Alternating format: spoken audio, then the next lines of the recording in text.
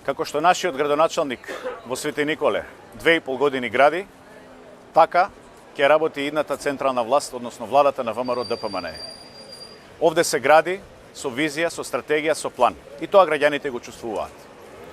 Денеска ќе оствариме средба и со пензионерите и со земјоделците. Да ги видиме категориите на граѓани кои што беа отфрлени од Социјалдемократскиот сојуз. Тука сме да ги понудиме нашите проекти, да кажеме дека по 5.000 денари линеарно ќе ја зголемиме пензијата на сите пензионери и да кажеме дека 800 милиони евра ќе вложиме во земјоделието. Тука сме за да кажеме дека е времето дојдено за промени. Тука сме да потврдиме дека Гордана Силјановска-Давкова треба да биде идниот председател на Република Македонија.